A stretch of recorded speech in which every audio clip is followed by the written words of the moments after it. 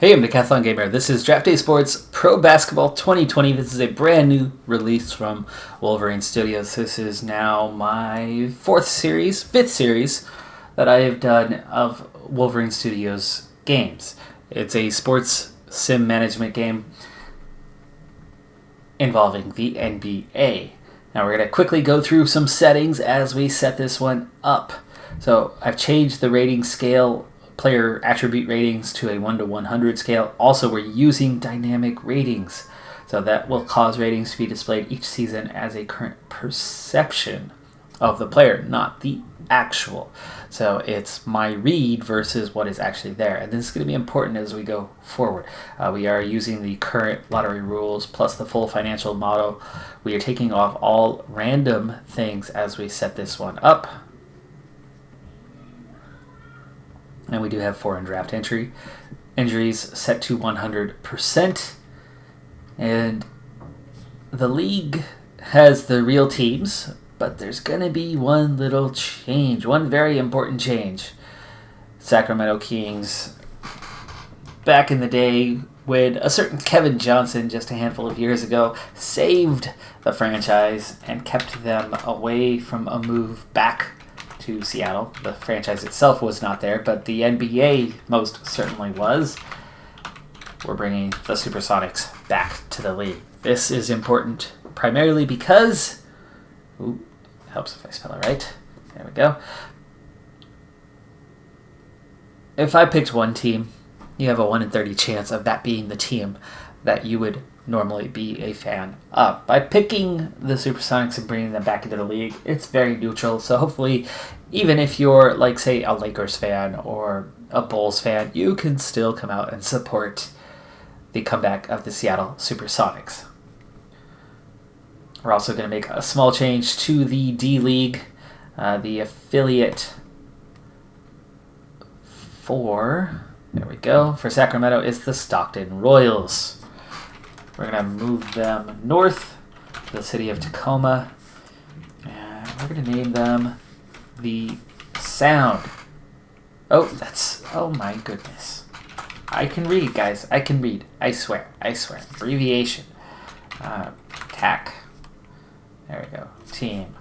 Sound. Hey, there you go. All right.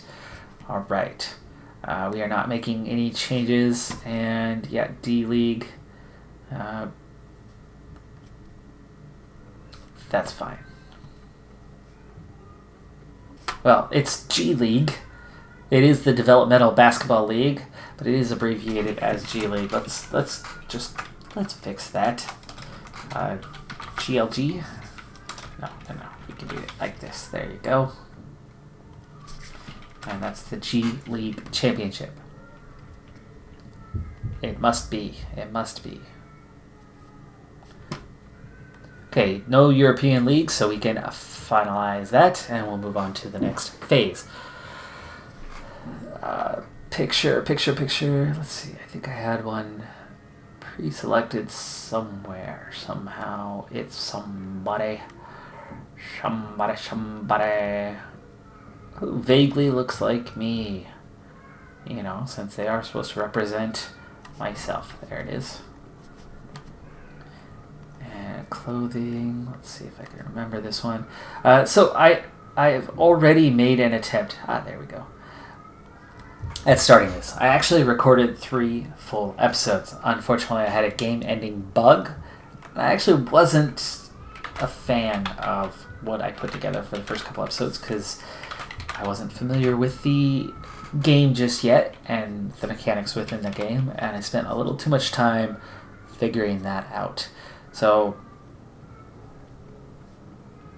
as a result, wow, you can actually start in the G League. I did not realize that.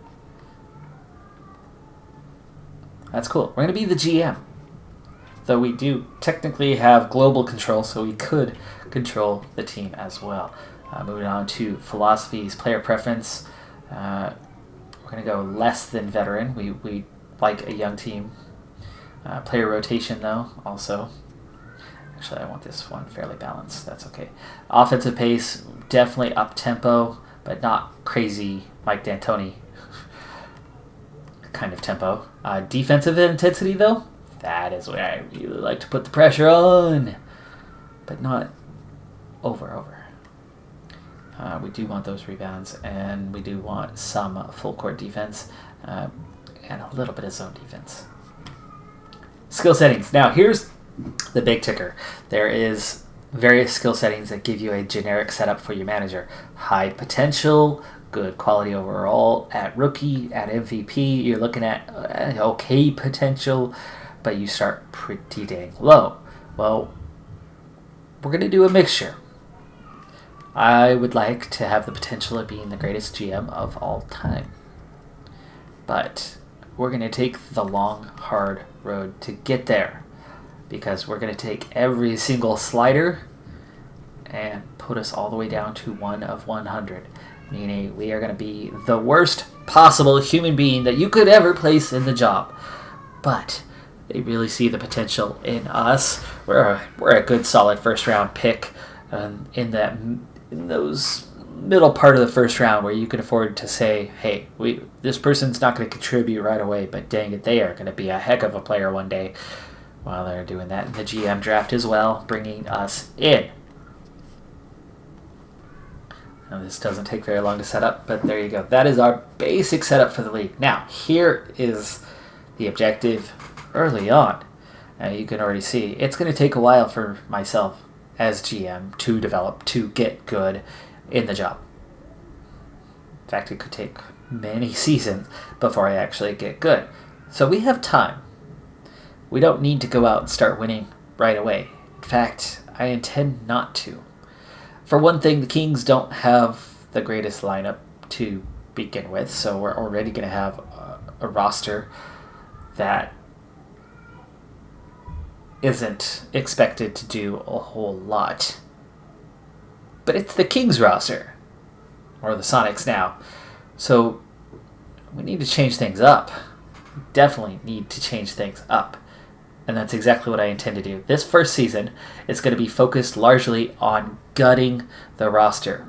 Our veterans, our long-term players that have been on the team for a while, and as you can now see, those who are 30 plus, Trevor Ariza, Bielka, Dedman, even Corey Joseph at 28, Bogdanovich at 27 most likely. I'd say 26 is about safe. 27 and older, they're going to be gone, hopefully, by the end of this season. In their place, either young players or draft picks. And we're going to rebuild this team, this program. Our top player, Marvin Bagley III, out injured, and he's going to be out for at least a couple months to open the season. And we don't have hardly any players that have expiring contracts coming up. See, there's 3, and they're all smaller in terms of contracts. And we're going to be using, like Bogdanovich, most likely as trade bait to try to get some picks back in return. Unfortunately, all of our older guys are on multi-year contracts. Some of them relatively expensive. No crazy contracts on this roster, but guys to get rid of. Now, trades in this game are very complex. It can take an hour just to make a single trade to find an appropriate trading partner, unless you just put everybody on the trading block and wait for other teams to come to you and just wait for the messages to roll into your inbox and then go, oh yeah, you know what, I'm okay with this one, I'm okay with this deal.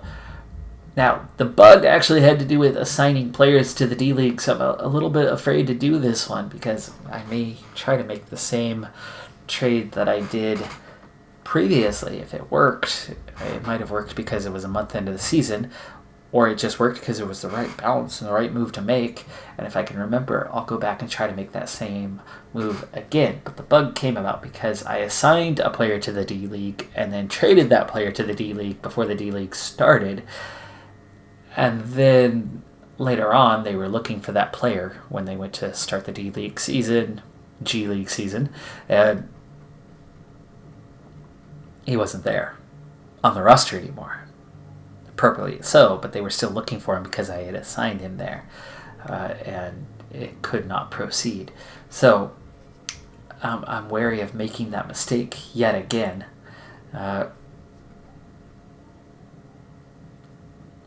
But there is that. And then we do need to assign our scouting points.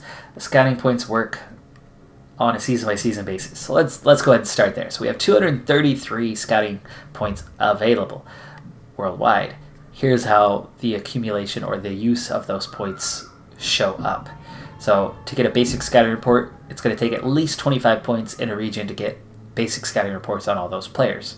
To get playing style info, to get detailed reports, you need to spend 50 points.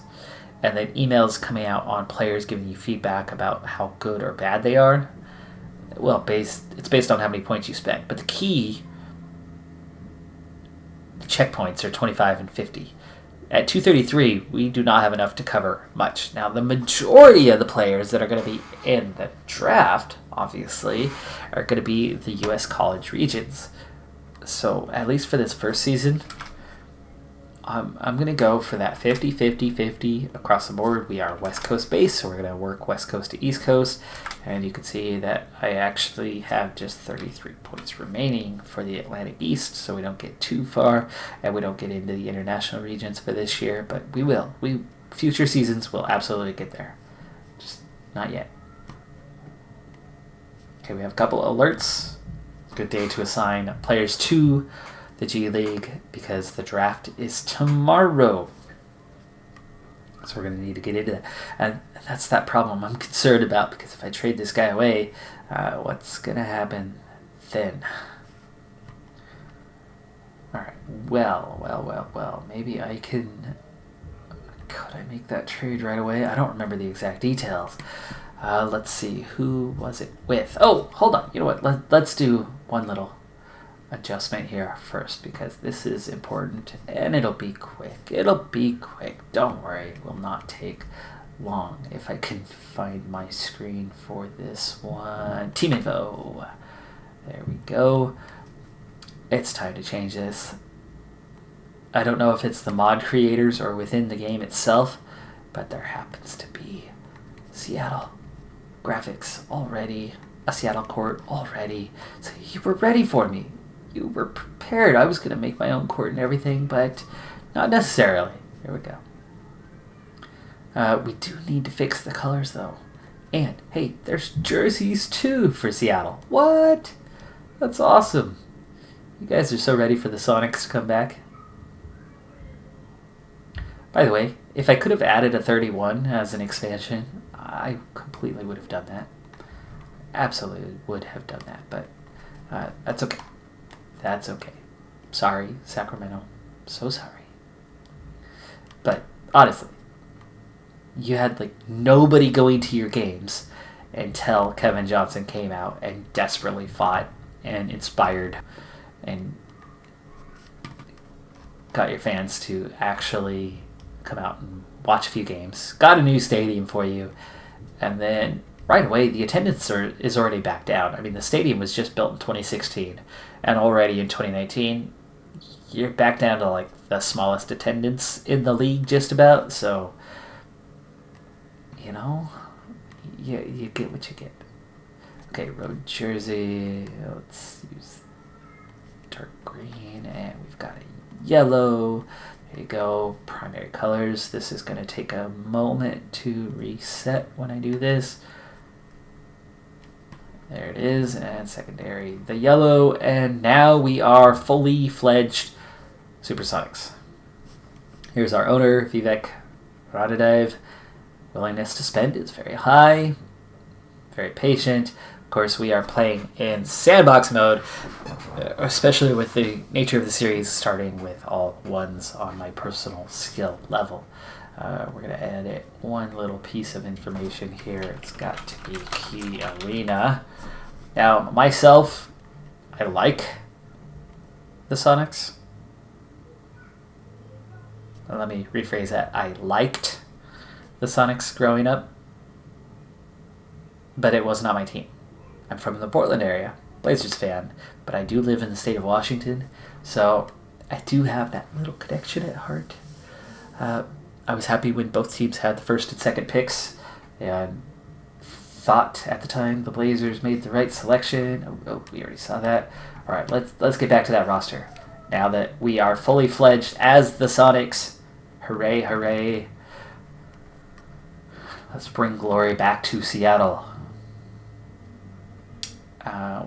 What are we on to now? The roster. All right, here's what we have for the Kings/Sonics. De'Aaron Fox, he is the future of this franchise with 4-star potential, as is Marvin Bagley III.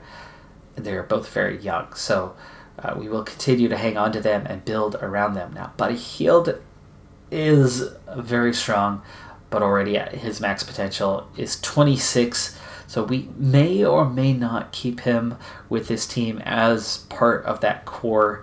For the right move, I think I might actually be willing to take a top first round pick if somebody's willing to give that to us, just to fully distance ourselves from the Kings, and so that as we go on, we are fully fledged as the Supersonics and not associated with that former franchise.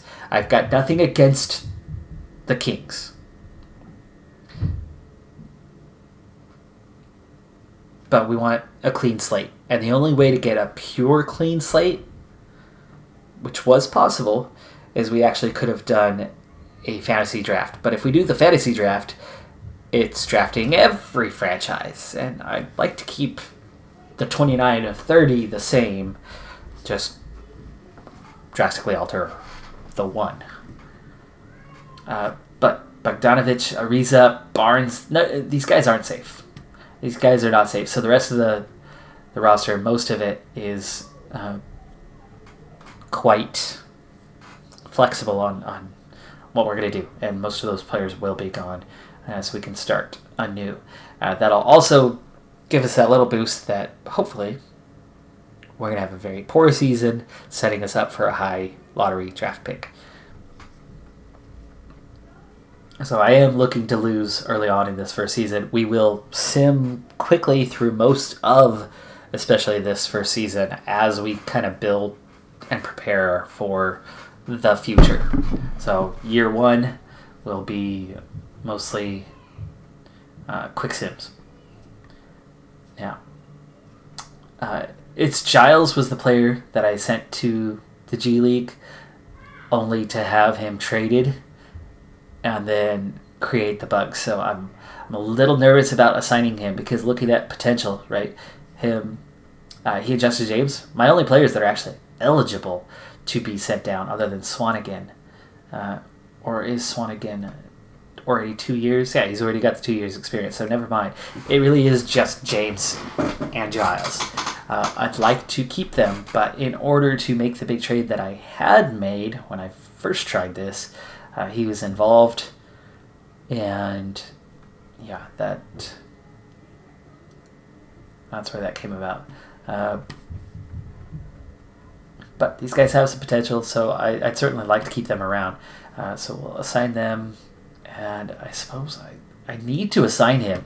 But if I do find the trade, then maybe I hang on to him. Let's see. What can we do?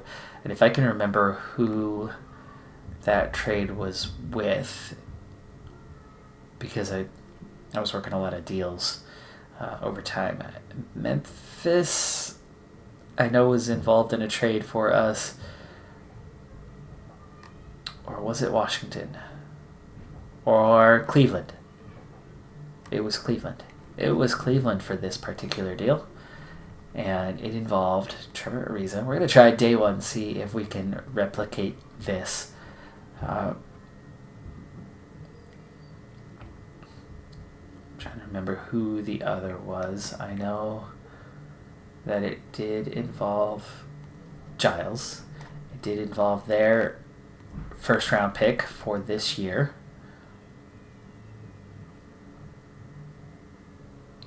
And then there was 2 players with expiring contracts in Dellavedova and Henson. Now that right there already is showing up as advantage none, just for that. So 2 expiring contracts. Let's see, is that... No, they need more in return. I did have others involved last time, and I'm trying to remember which expiring or which elder statesman was involved. Let's see, it was not... I think it was Bielica. Yeah, 31. That's still advantage none, and still legal. Can we get an additional pick out of you? Ooh, possibly. Let's try that. Not quite enough value. Let's put that off to down the road. Not quite enough. How about we go something like this year's pick and you take my future second round pick. Straight swap that way. There it is. Trade accepted. Boom. Okay, so Trevor Ariza, first one gone, and I did more or less replicate what we had done. Now, I'm going to lose some of these deals in this first season, and I am perfectly okay with that. I'm going to be making changes to this roster intentionally to get expiring contracts that we could then go sign free agents, to get draft picks so that we can bring in young talent for the future. We are literally tanking this first season on purpose with that intent of getting young. Okay, getting young, starting fresh. There is no relegation.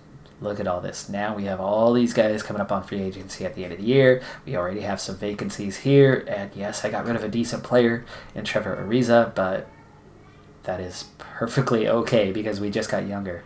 Our oldest player already, just like that, is Dwayne Dedman at 30 years of age with 6 years of experience. There's others with more experience than him on the team. We continue to make moves, and we continue to move forward. Now, that's already Giles out of here. So now I do not have to worry about the roster impact of this one. I've got to make sure that James stays put, though. I don't want that to happen again. John Henson can be turned around and traded again as he's 29, but he does have that expiring contract. We also have the other guy we just brought in, Delvedova, 29, expiring contract. Those are good trade bait to teams that are looking to free up something for free agent movement themselves and potentially get draft picks in return or some young prospect. So we'll continue to look at some sort of deal in the future. But with that one player assigned and the only one eligible, because I don't think Swanigan is, let's go ahead and check and see if I can assign Swanigan down. And by the way, I think Swanigan is a little bit underrated here. Just a little. I'd give him 2 stars personally. Having seen him play, no, I cannot assign Swanigan to the G League. In fact, I don't think there's anybody else that I could.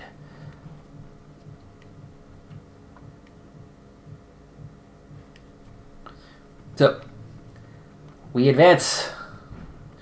What we're advancing to now is going to be the draft for the G League. Now, there's 2 options on how to handle this one. I could technically manage it myself in selecting that roster, selecting that team. I like the ability to do so. I like that the option is there. The default is not to, and I agree that the default is kind of that correct choice. It's a little bit niche if you want to go into direct control of your G League roster to that extent. I think focusing on my roster is certainly important, but that G League roster, yeah, not so much. Not that important. But we are going to go into that draft, And let's go ahead and advance to that now.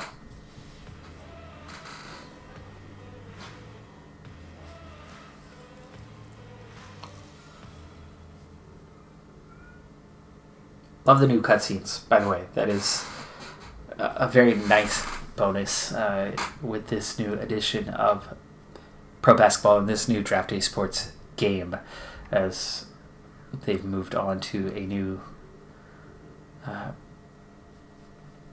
base engine for the game. So we're going to go ahead and start the draft. It's going to quickly sim through this one, as I have not opted to step in and manage the affiliate myself.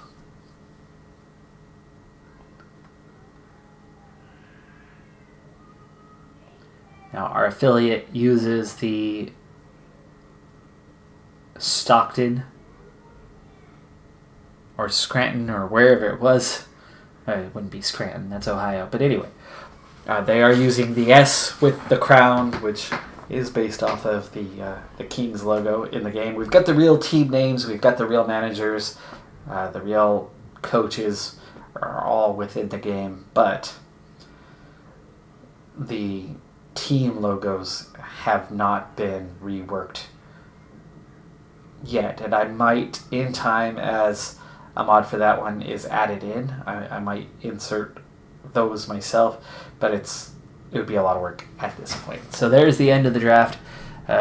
Each team should have been drafting about 10 to 12 players, and I think we would have been drafting 11 because I sent one player down. So let's go ahead and take a look at the roster for our affiliate, and this is where you can manage or you can just view. And so we're looking at Kay Felder and Justin James as our higher potential guys. This Kay Felder. Okay. I actually, in the short episode that I had, I almost ended up with this player on my roster. He was signed as a free agent by the Trailblazers, and they were trying to work a deal with me, and then I was trying to rework the deal, and he was briefly a part of that, though the deal never went through. Good defensive ability, and that makes me want to actually sign him, and I'm curious if that's something I can do from here.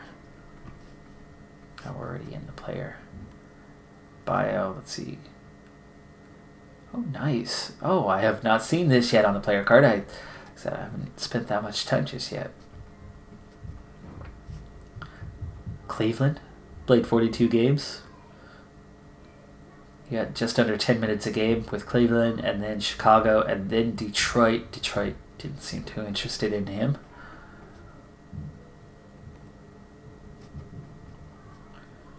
Okay, staff report here with each coach. By the way, we haven't gotten into our coaching staff yet, but Luke Walton is the head coach of the team, and our 3 assistant coaches are all kind of base 2 stars across the board. But Walton has some decent coaching ability, so and he's going to read the players a little bit better than others. So he's okay on his D. Decent on his handling. And you see how his rating is pretty neutral compared to the others. They all seem to be above or below where he is at. Now, in terms of overall ability, none of them are great right now, but Felder might be somebody I'd want to actually sign to the team to replace Giles as our potential guy that we just traded away. And then Felder himself could be hung onto or used as trade bait as we continue to try to gather picks throughout this season. But we're going to take a quick look at a few things here. I don't think we're going to get to a game just yet, but this is our dashboard, and let's actually get back to the parent club. And you can see, especially now without Ariza, we definitely just took a step backwards. We are heavy underdogs, and that it's going to continue to trend that way as I got a few additional players off the roster. So it's not going to be pretty. Not going to be pretty this season. But there you go. With my skill 1 across the board, it'll be nice to see this grow over time and see us start to accumulate some favorable stats. But like I said, our head coach is Luke Walton, and you can see he is fairly talented, while the assistant coaches are all at kind of a base level. We've been on this screen before, but that's the roster screen. There's different things to look at within here. The stats will come into play as the season goes on, but there are lots of stats to view. These are the contracts we're working with in the roster now. Barnes on a long-term contract. Buddy Hield just signed a long-term contract. And like I said, we might keep him around as he's not making a lot this year, but he signed a big contract for starting next year. And that could be where we might look to do something if we're financially strapped. But right now we're already $6 million under the cost cap, and there's very few teams that are under the first cap level. But we now picked up a couple new expiring contracts. That's all good. We're not committed to too much. Deadman is one that we are committed to, and Joseph is one we're committed to, that are both a little bit older and long-term contracts. And not talented quite in the way that Hield is, so I think those two could very much be on their way out, along with Barnes. Potentially those three could all kind of see the doorway, and that would really, really free us up for various options. Current depth chart. Bogdanovich has stepped in. The AI has picked him up as the replacement for Ariza.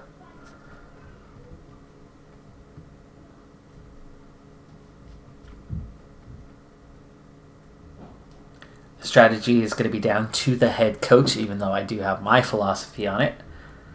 Insights are league comparison. You've already seen the team info tab.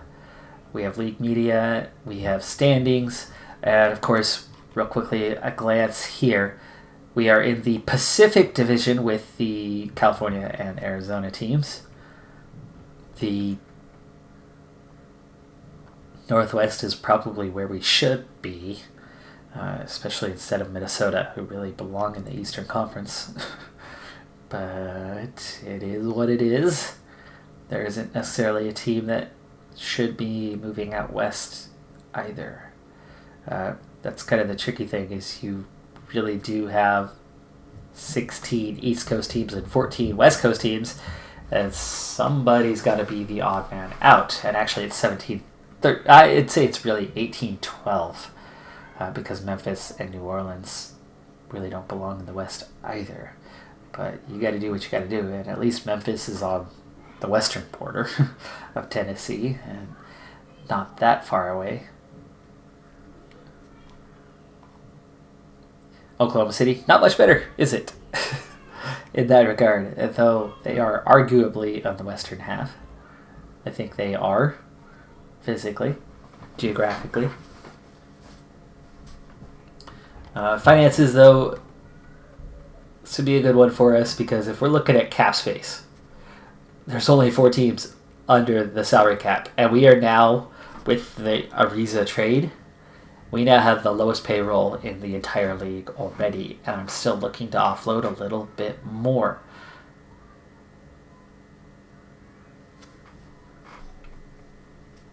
So that's a definite thing, and that'll free us up to sign and trade guys. We just want to load up on some picks and then have those expiring contracts that bring in what we can bring in.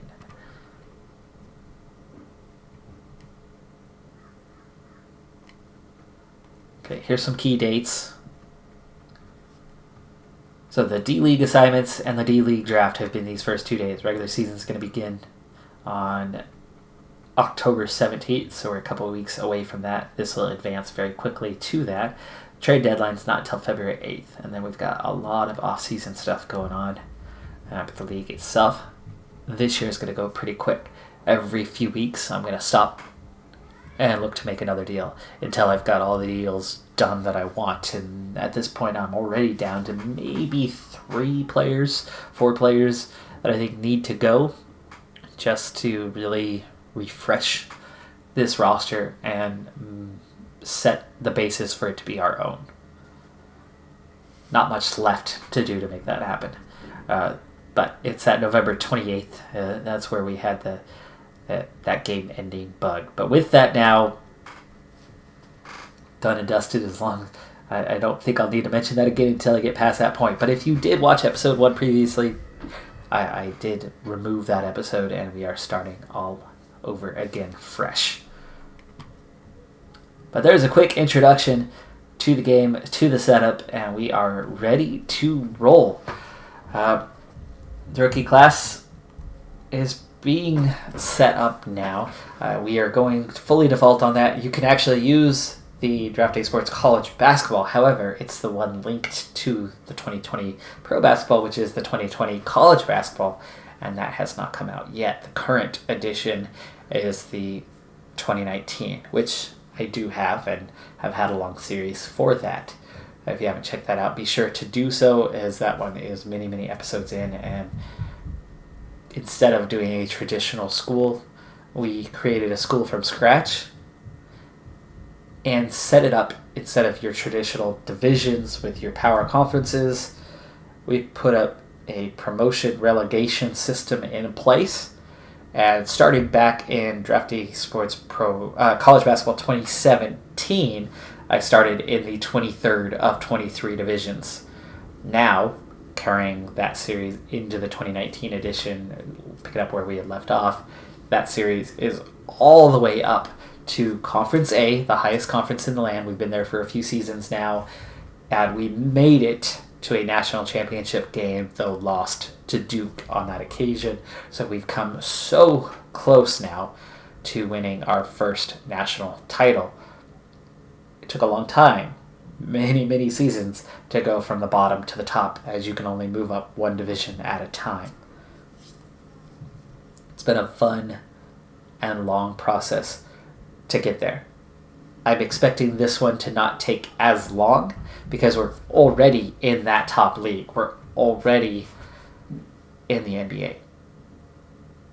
But how long will it take a GM who has straight ones across the board and a gutted team, or soon to be fully gutted team, to start over and build? I don't think it's going to take 25 years, but how long will it take? Could be a while. So go ahead and stick with me. Be sure to hit that like button so that this series has the chance, has the opportunity to actually get out there, to have the algorithm pick it up.